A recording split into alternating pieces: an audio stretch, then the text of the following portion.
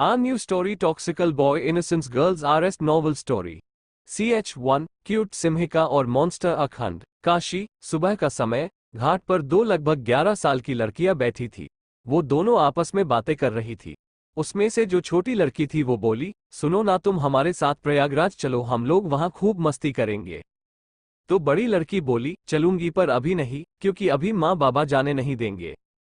फिर छोटी लड़की मुंह बनाते हुए बोली, रहने दो, तुम हर बार ऐसा ही कहती हो। वो दोनों बात ही कर रही थी, तभी पीछे से किसी ने उन दोनों से कहा, अगर आप दोनों सहेलियों का हो गया हो तो घर चलिए अब। उन दोनों ने पीछे देखा तो एक औरत खड़ी थी। दोनों उठकर उनके पास चली गई। छोटी वाली लड़की ने उस औरत से प्यार से कहा, आंटी अनवी को हमारे साथ हमारे घर भेज दो। वो औरत बड़ी वाली लड़की अनवी की माँ थी। वो छोटी वाली लड़की से प्यार से बोली, सिमी बेटा, इस बार की छुट्टी में मैं अनवी को खुद लेकर आऊंगी पक्का, पर अभी आप दोनों घर चलो। सिमी ने हाँ में सर हिला दिया और वो लोग वहां से घर की ओर जाने लगे। सरस्वती जी, जो अनवी की माँ थी, वो जब भी सिमी और अनवी को देखती तो उन्हें अपने बचपन के दिन याद आ जाते थे कि वो भी कैसे गीता, जो सिमी की माँ है, के साथ रहा करती थी, बिल्कुल इन दोनों की तरह। फिर वो अपनी सोच से बाहर आ गई और अपने घर की तरफ उन दोनों को लेकर चली गई और वो सभी अपने घर आ गए। सरस्वती जी ने दोनों से कहा, चलो पहले नाश्ता कर लो, और फिर वो उन दोनों को नाश्ता परोसने लगी और वो दोनों नाश्ता करने लग गई। उधर घाट की तरफ सिमी, अनवी और सरस्वती जी के जाने के कुछ ही देर बाद वहां पर एक 70-75 साल का एक बूढ़ा आदमी अपनी मॉर्निंग एक्सरसाइज करने के लिए गया। उनके पीछे दो बॉडीगार्ड्स भी थे जिन्हें वो वहीं पीछे रुकने को बोलकर अपने साथ लिए दो बच्चे जिनकी उम्र लगभग 13 साल थी उनके साथ घाट की तरफ चल दिए। वो बूढ़ा आदमी उनका दादा था, जिसे वो दोनों ग्रैंपा कह के बुला रहे थे। उनमें से जो पहला लड़का था वो थोड़ा मजाकिया था और जो दूसरा लड़का था वो एकदम गंभीर था, जैसे कि कोई 13 साल का लड़का नहीं 23 साल का हो। पहला लड़का बोला, ग्रैंपा, हम जब से यहाँ आए हैं तब से आप रोज हमें और चीकू को यहाँ क्यों लेकर आते हो? उसके पूछने पर उनके grandpa Adhiraj Wadhwa, Wadhwa group of industries के चेयरमैन और प्रेसिडेंट भी थे, वो उसके सर पर हाथ रखते हुए बोले, बच्चा, मेरा बचपन यहीं बीता है। मैंने यहीं तुम्हारी दादी को पहली बार देखा था और उनसे प्यार भी यहीं हुआ था। मुझे यहाँ बहुत सुकून मिलता है, इसलिए मैं तुम दोनों को यहाँ लेके आता हूँ, जिससे तुम दोनों यहाँ रहो और अपने बचपन को अच्छे से जियो, न कि शहर वाली भागदौड़ में। तो वो लड़का खुश होते हुए बोला, अच्छा, तो इसका मतलब मुझे भी यहाँ दादी मिलेगी। उसकी बात सुन के चीकू उसे घूरने लगा तो उसे देखते हुए वही उसके दादा को हंसी आ गई और वो हंसते हुए बोले, अरे अरे, तुम्हारी दादी मेरी बीवी है और तुम्हें दादी नहीं एक परी मिलेगी, समझे? और वो बड़े प्यार से उसके सिर को सहलाने लगे। तो वो लड़का फिर से बोला, ग्रैंपा, कब मिलेगी मुझे परी? उसके बार बार पूछने से जिसका नाम चीकू था वो उस लड़के से गुस्से में बोला, किन्नू, तुम अपना मुंह बंद करोगे प्लीज? चीकू के गुस्सा करने से किन्नू ने मुंह बना लिया और चुप हो गया। उन दोनों के ग्रैंपा ये सब देख रहे थे। वो मन में सोचने लगे, ये चीकू क्यों सब बच्चों जैसा नहीं हुआ? कभी कभी तो मुझे ही डर लगता है इससे। फिर वो अपनी ख्यालों की दुनिया से बाहर आके बोले, चलो बच्चों, हवेली चलते हैं अब। फिर सभी वहां से जा ही रहे थे कि को कुछ नीचे चमकती हुई चीज गिरी दिखी, जैसे कि कोई ब्रैकले हो। चीकू ने वो ब्रैकले उठा लिया और उसने ध्यान से देखा तो उस ब्रैकले में SJ लव एम लिखा हुआ था। को थोड़ा अजीब सा फील हुआ, पर उसने किसी से कुछ कहा नहीं और उसने उस ब्रैकले को उठा के अपने जेब में रख लिया और उन लोगों के साथ चला गया। यहाँ दूसरी तरफ मिश्रा निवास में यूं तो वो ज्यादा बड़ा घर नहीं था, पर उसे इतनी खूबसूरती से सजाया गया था कि वो दिखने में बड़ा ही सुंदर घर लग रहा था। उसी घर में जब वो दोनों लड़कियां सिमी और अनवी घाट पर से आई थी तो चुपचाप नाश्ता करके अपने कमरे में चली गई। दोनों का एक ही कमरा था, इसलिए दोनों अपने कमरे में बैठकर कुछ खुराफाती सोच रही थी। सबसे ज्यादा दिमाग उन दोनों में छोटी वाली सिमी लगा रही थी और बड़ी वाली अनवी, जो कि उसे कुछ करने से रोक रही थी, पर वो सिमी मान नहीं रही थी और सिम्मी अपने छोटे से सिर को बेड में घुसा के कुछ तूफानी सोच रही थी कि कैसे अनवी को अपने साथ ले जाया जाए अपने घर। वो बार बार अपनी बड़ी बड़ी पलकें झपका झपका कर ध्यान में मग्न थी। तभी वो बहुत तेज से चीखने लगी। अनवी ने भी जब उस तरफ देखा जिस तरफ सिमी देख रही थी तो वो भी तेज से चीख पड़ी, आ आ आ। तो क्या देखा उन लोगों ने जो चीख पड़ी वो दोनों? CH2 ब्रेसलेट खो गया। मिश्रा निवास कमरे में वो दोनों सामने एक कॉकरोच को देख चिल्ला रही थी और वो कॉकरोच धीरे धीरे करके वहां से उड़ गया और तब जाके वो दोनों शांत हुई। सिमी फिर से कुछ सोचने में लग गई। अनवी कब से सिमी को ऐसे ही देखते देखते परेशान हो रही थी। क्योंकि सिम्मी उसके बातों का कोई जवाब ही नहीं दे रही थी। फिर अनवी सिम्मी को हिलाते हुए बोली, सुनो ना सिम्मी, बस करो, अब हम लोग नीचे चल के कुछ खाते हैं। बहुत जोर से पेट में चूहों ने हड़ताल मचा रखी है। सिम्मी, जो अभी तक अपने छोटे से दिमाग को लगा लगा के परेशान हो चुकी थी, पर उसे अभी तक कुछ सूझा नहीं था, और ऊपर से अनवी का खाने को कहना, जैसे कि सिम्मी को इसी का इंतजार था। वो तुरंत उठ के बैठ गई और टिमटिमाती आंखों से अनवी को देखते हुए बोली, हाँ यार, इसीलिए तो मैं कुछ सोच ही नहीं पा रही हूँ। अब पता चला, मुझे तो भूख लगी थी। चलो अब चलते हैं हम लोग। ये कह के वो बिना उसे देखे गायब हो गई और बेचारी अनवी मुंह लेके खड़ी रह गई। फिर वो भी उसके पीछे उसके साथ चली गई। जब वो दोनों नीचे आए तो देखा कि घर में बस दाई माँ ही थी और बाकी घर वाले सरस्वती जी, अनवी की माँ, दिलीप जी, अनवी के पिता, गीता जी, सिम्मी की माँ और उसका बड़ा भाई समीर, कोई भी घर में नहीं था। तो अनवी ने दाई माँ से पूछा कि सब लोग कहाँ हैं? तो दाई माँ ने जवाब दिया, सब लोग मंदिर गए हुए हैं कल की पूजा के लिए। कल वैसे सिम्मी के पापा रमेश जौहर की बरसी है, तो उसी की पूजा के लिए सब मंदिर गए हुए थे। सिम्मी के पापा की डेथ एक एक्सीडेंट में हो गई थी। तब सिम्मी 4 साल की थी, तो उसे उतना ये सब पता नहीं था। चूंकि सिम्मी की मम्मी गीता जी बनारस की ही थी, इसलिए ये हर साल प्रयागराज से यहाँ आ जाया करती थी अपनी सहेली के पास, जो कि सरस्वती जी थी, और अपनी पति का श्राद्ध किया करती थी। तो अनवी ने दाई माँ से अपना पेट पकड़ते हुए कहा, ठीक है, अब आप हम लोगों के लिए मैगी बना दीजिए, हम दोनों को भूख लगी है। तो दाई माँ मुस्कुराते हुए बोली, ठीक है गुड़िया, हम बना देते हैं आप लोगों के लिए। और वो रसोई में चली गई। दाई माँ सरस्वती जी के घर पर बहुत सालों से काम कर रही थी। उनका इस दुनिया में कोई नहीं था, इसलिए ये यहीं सबके साथ रहती थी और काम करती थी। घर में सभी लोग इनकी इज्जत करते थे। कुछ समय बाद दाई माँ मैगी लेके उन दोनों के पास आ गई। अभी वो दोनों हॉल में लगे टीवी पर कार्टून शिनचैन देख के वहीं सोफे पर लोट-पोट हंसते हुए जा रही थी। दाई माँ मैगी देते हुए बोली, लो बच्चों, जल्दी से गर्मा गर्म मैगी खा लो, फिर मैं तुम दोनों को मंदिर लेकर चलती हूँ। अनवी और सिम्मी ने हाँ में सर हिला दिया और फिर दोनों मैगी को पूरा ऐसे साफ कर गई जैसे कि सदियों से इसी की भूखी हो। वैसे भी इन दोनों की मैगी फेवरेट थी, तो उसे खाने में ये लोग समय नहीं लगाते थे। मैगी खाने के बाद सिम्मी उठते हुए बोली, चलो पेट पूजा तो हो गई, अब फिर से सोचते हैं कि कैसे तुम्हें साथ लेके जाए। और ये कह के वो सोफे पे ही आलथी पलथी करके अपने छोटे से सिर पर अपने छोटे से हाथ को रखकर ऐसे सोचने की एक्टिंग करने लगी जैसे कि कोई गंभीर बात हो। तो अनवी उसे समझाते हुए बोली, नहीं रहने दो, जब तुम अगली बार आओगी तब मैं पहले से ही माँ बाबा से बात कर लूंगी और फिर साथ चलूंगी। सिम्मी बेचारा सा मुंह बना के बोली, तुम ना मेरी दोस्त हो ही नहीं। हर साल हम लोग यहाँ बस 1 महीने के लिए आते हैं और बस मुझे तुम्हारे साथ इतना ही रहने को मिलता है, फिर हम दोनों अलग अलग हो जाते हैं। पर इस बार तुमको आखिरी मौका दे रही हूँ, ठीक है? अगली बार आऊंगी तो तुम्हें साथ लेके चलूंगी। सिम्मी इतना कह के अपनी छोटे से हाथ की आखिरी उंगली को उसकी तरफ बढ़ाकर बोली, वादा करो तुम अगले बार मेरे साथ चलोगी। अनवी भी अपना हाथ आगे बढ़ाते हुए बोली, ठीक है, वादा, अगले बार पक्का मैं खुद तुमसे मिलने आऊंगी। सिम्मी खुश होते हुए बोली, ओक। फिर अचानक सिम्मी अपना हाथ देखते हुए बोली, अरे मेरी ब्रैकले कहाँ गया? सुबह तक तो मेरे पास ही था। तो अनवी बोली, परेशान मत हो, यहीं कहीं होगा, मिल जाएगा। सिमी इधर उधर ढूंढते हुए, अरे यार, वो तुमने मुझे मेरे जन्मदिन पे दिया था और उसमें तुम्हारा और मेरा एसजे सिम्मी जौहर और एम अनविका मिश्रा नाम भी लिखा हुआ था, वो कैसे खो सकता है? और फिर अपनी बड़ी बड़ी आंखों से मोती जैसे आंसू निकालते हुए रोने लग गई। फिर अनवी उसे मुश्किल से चुप कराते हुए बोली, ठीक, मैं तुम्हें उसी तरह दूसरा दे दूंगी, पर रो मत अब। तो सिम्मी फिर चुप हो गई, पर उसे बहुत बुरा लग रहा था। फिर वो दोनों दाई माँ के साथ मंदिर की तरफ चली गई, जहां इस वक्त सभी लोग थे और पंडित से कल के लिए बात कर रहे थे। सिम्मी का बड़ा भाई समीर था। वो बहुत ही समझदार था। भले ही वो अभी 13 साल का था, पर अपने पापा रमेश जी के जाने के बाद अपनी माँ को इतना मेहनत करके काम करता देख वो उसी उम्र में ही कुछ हद तक गंभीर हो गया था।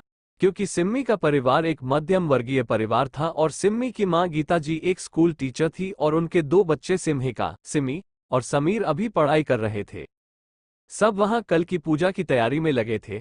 तभी एक सबसे पुराना मंदिर का पंडित, जो कुछ पागल की तरह लग रहा था, वहां आया और सबको देखते हुए गंभीर आवाज में बोला, अनर्थ होने वाला है, कुछ बहुत बड़ा होने वाला है।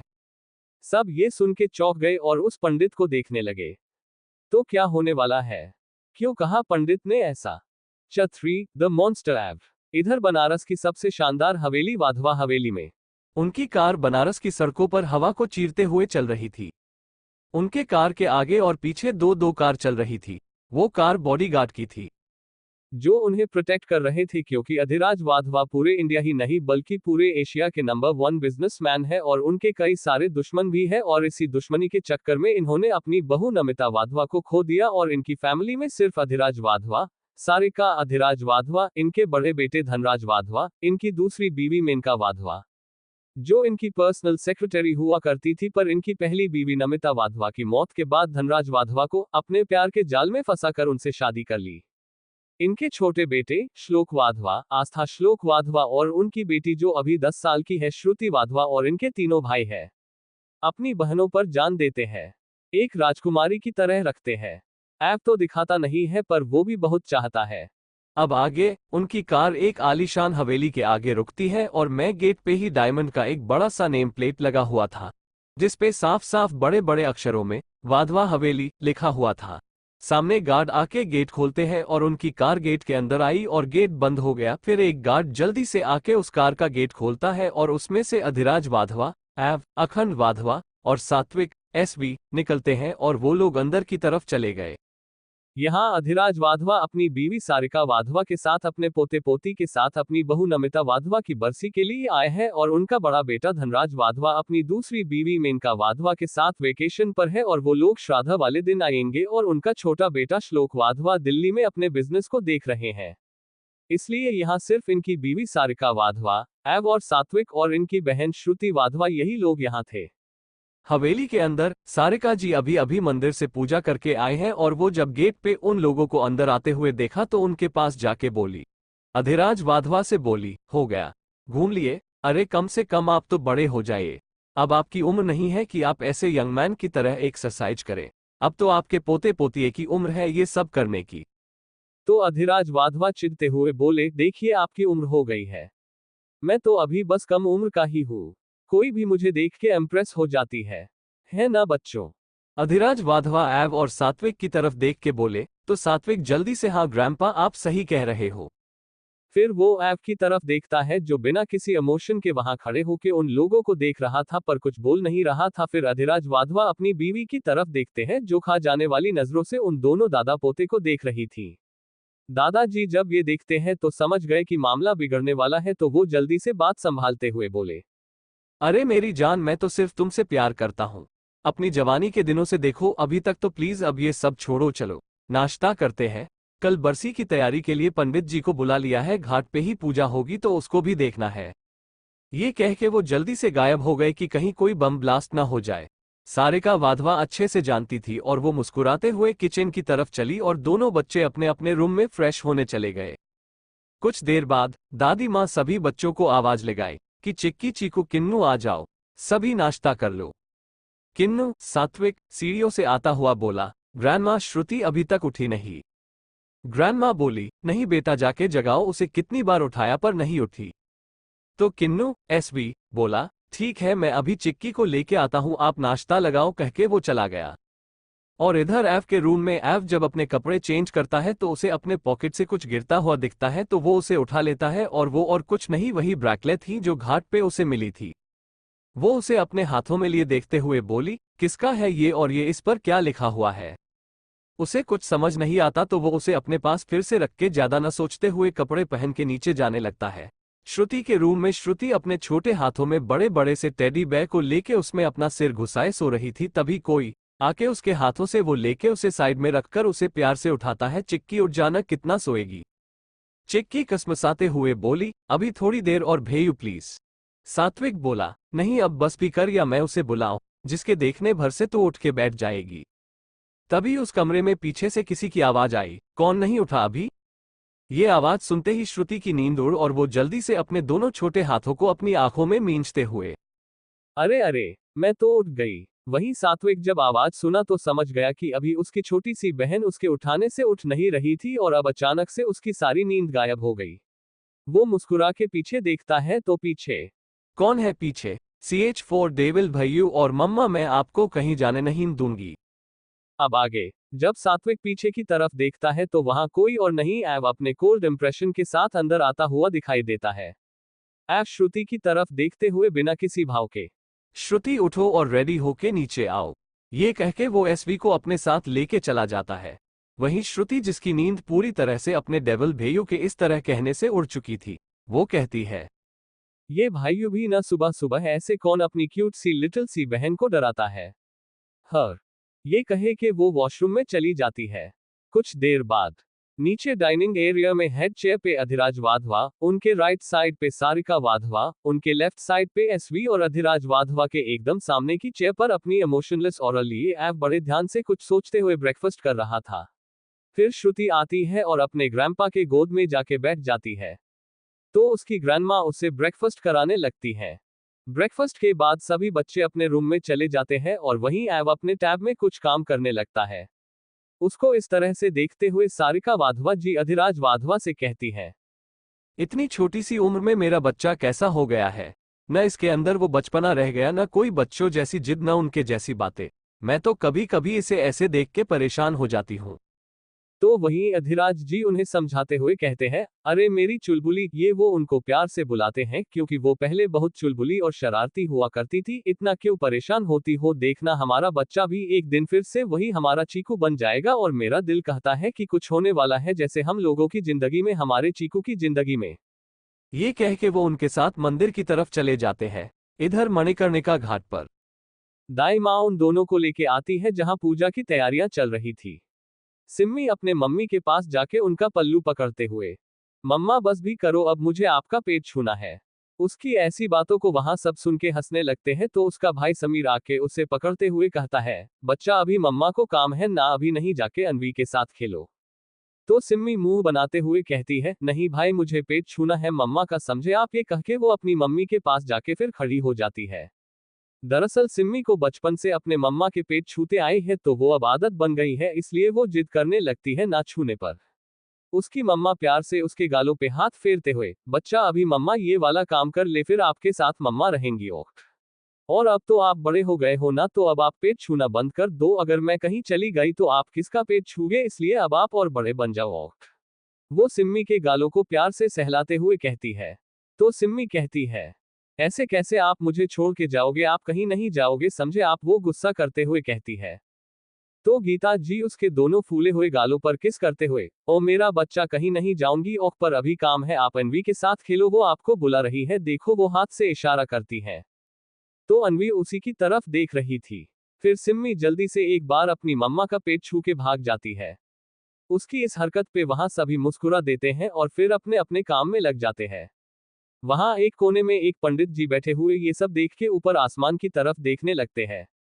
उन्हें मौसम कुछ बदला सा नजर आता है और वो अपने आप से ही कहते हैं, कुछ होने वाला है। किसी अपने के बिछड़ने से उस इंसान को तकलीफ होगी, तो वहीं उस इंसान को पाके उस इंसान की तकलीफ मिटेगी। बस इन सब में महादेव आप ही कुछ कर सकते हैं, रक्षा करें महादेव। ये कह के वो अपनी माला जपने लगता है। दूसरी ओर इंडोनेशिया के बाली में एक सुंदर सा कपल जैसा अभी अभी सो के उठा हो। डार्लिंग उठो न, कितना सोओगे। वो आदमी कहता है, सोने दो यार, क्यों सुबह सुबह। डार्लिंग, वो औरत बीच में ही बात काटते हुए, सुबह नहीं दोपहर हो गया है और कल हम लोगों को इंडिया वापस भी तो जाना है, वरना आपके वो सो कॉल्ड डैड हम लोगों को घर में नहीं घुसने देंगे। वो चिढ़ते हुए बोली। उस आदमी ने ये सुना तो वो तुरंत उठ के बैठ गया और बोला, अरे हाँ, कल तो नमिता की बरसी भी है, उसके लिए बनारस भी जाना है। सुनो, तुम जल्दी से अपने और धैर्य की पैकिंग करो, हम आज ही निकलेंगे। और वो ये कह के वॉशरूम में चला जाता है। ये आदमी कोई और नहीं, धनराज वाधवा और उसकी दूसरी वाइफ मेनका वाधवा है, जो अपने बेटे धैर्य वाधवा के साथ इंडोनेशिया में छुट्टियां मनाने आए हैं। मेनका वाधवा नफरत लिए उसी ओर देख के कहती है, कभी भी सुकून नहीं है। सोचा था इतने बड़े बिजनेस के बेटे के साथ शादी करके राज करूंगी, पर वो बुढ़ा सारी जायदाद का मालिक उस लड़के ऐव को बना दिया और मेरे बेटे को बस 25% ही दिया। पर ऐसे तो मैं उसे पूरी जायदाद लेने नहीं दूंगी, मैं भी मेनका हूं, और वो जब तक 23 साल का नहीं हो जाता तब तक कहां उसे ये जायदाद मिलने वाली है। और मैंने भी कोई कच्ची गोटियां नहीं खेली है, मेरा नाम भी मेनका वाधवा है, देखते जाओ क्या होता है। ये कह के वो शैतानियत वाली हंसी हंसने लगती है। CH5 किसकी शादी होगी। अब आगे मणिकर्णिका घाट पर, जहां एक तरफ वाधवा खानदान की पूजा की तैयारियां चल रही थी, तो वहीं दूसरी तरफ घाट की ओर सिम्मी की फैमिली और मिश्रा फैमिली तैयारी में लगे हुए थे। इसी तरह सब सारा अपना काम खत्म करके घर की तरफ निकल जाते हैं, इस बात से अनजान कि आज जो यहाँ इतनी शांति है वो कल के तूफान से पहले की है।